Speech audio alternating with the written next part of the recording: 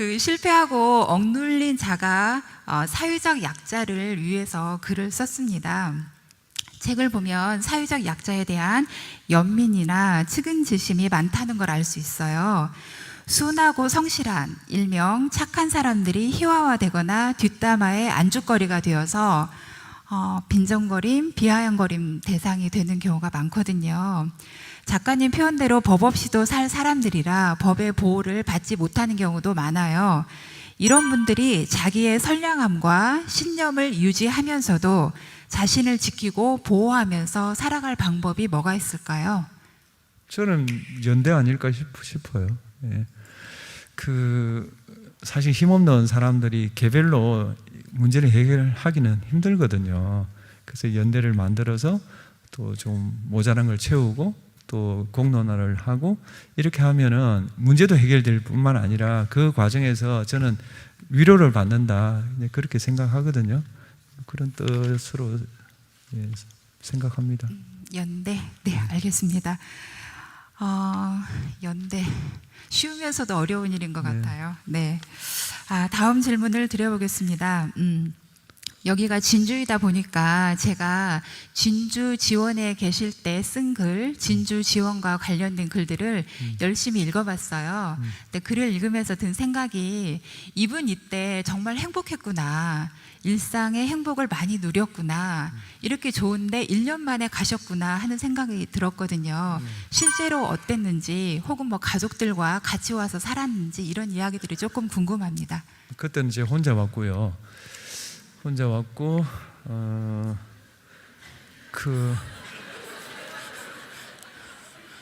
애가 오기 싫다고 해가지고요.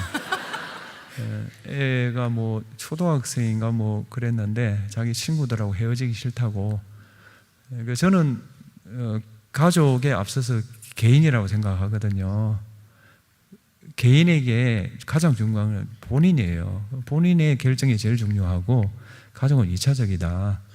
그렇게 생각하고 그때 그 진주 지원 때 매우 행복했고요. 그 다음에 제가 그때 뭐 어떤 기관의 책임자 처음이었거든요. 그래서 제가 와서 한 거는 뭐 예를 들면 법원 봉사단체도 만들었고요.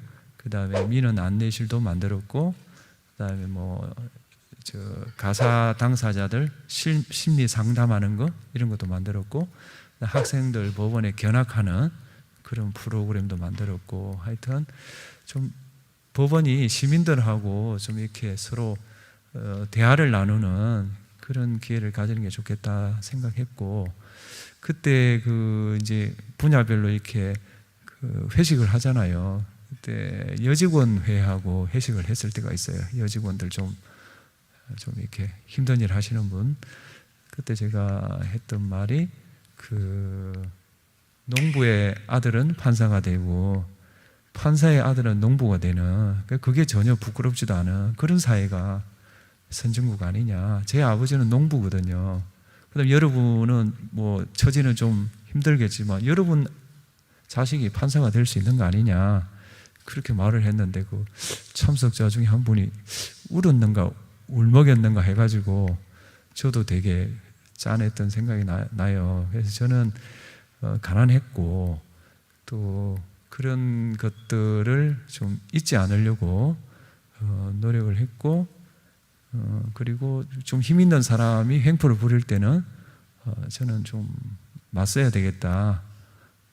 그리고 법원 행정에서 사법 행정권자들이 부당한 일을 할 때는 글을 써야 되겠다. 그래서 글을 쓴 게 좀 있어요. 그 글 중에 하나가 그 책에 나와 있는 독립되어 있지 않으면 사법이 아니다. 솔로몬 왕의 판결이에요.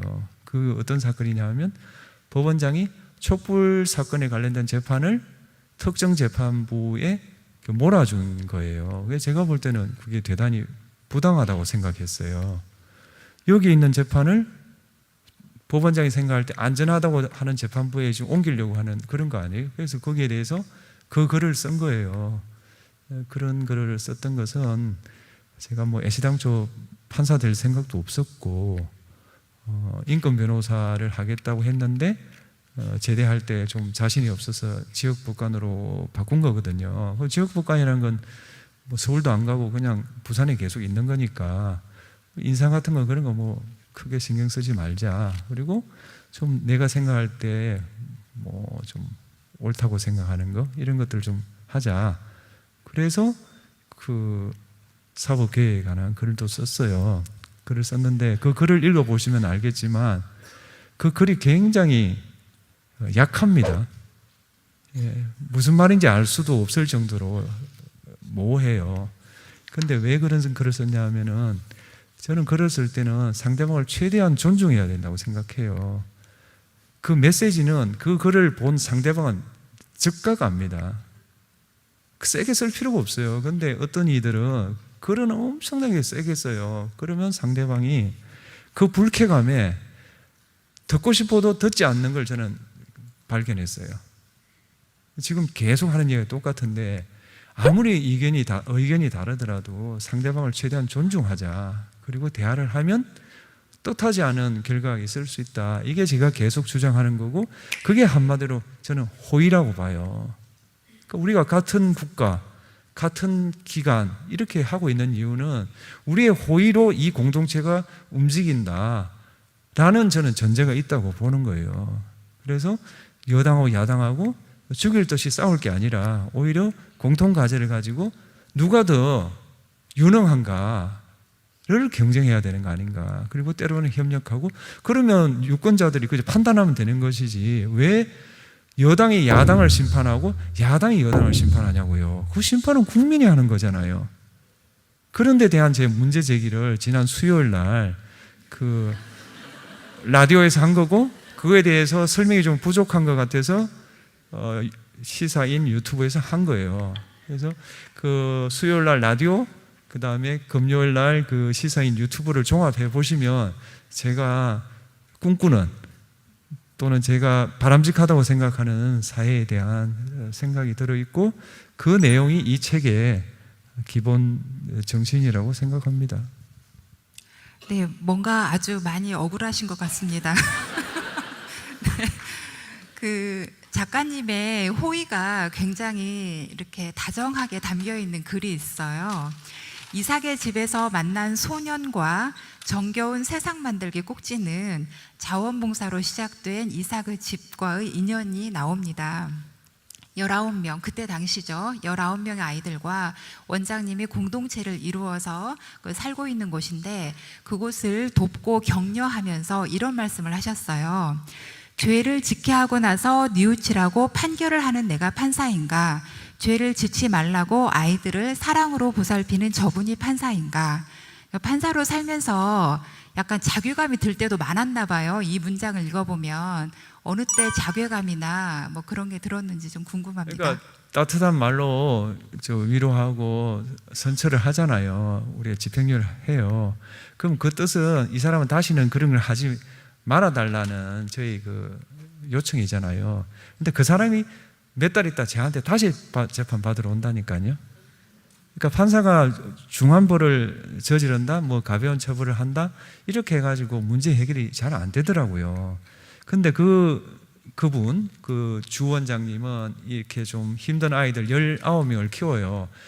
그 원장님이 키우는 동안에 그 애들은 비행을 저지르지 않아요. 그럼 뭐 비행을 저지르지 않는 그 사람이 판사지 비행을 저지르고 나서 판결을 해도 별 뉘우치지도 않는 제가 무슨 판사예요. 그리고 그 이삭의 집은 제가 퇴임하고 나서 찾아갔어요. 찾아가가지고 또 제가 뭐 좀 성의도 보이고 또 뭐 격려도 했더니 그런 그 뭐 복지시설을 경영하는 두 분이 왔어요. 너무 신기하다고. 어떻게 이런 복지시설에 재판관을 퇴임한 분이 오냐. 그게 믿기지 않아서 왔대요. 그래서 제가 사인을 해드리고 얼굴도 보여드리고 그리고 버스를 타고 집으로 와요. 그때 시내버스 기사님이 이 버스 안에는 문영표 재판관이 타고 있습니다. 그거예요. 그래서 제가 얼마나 당황스러워요. 그래서 이게 뭐 나쁜 건 아닌데요. 이게 조금 불편할 때도 많아요. 그 중간이 없어요.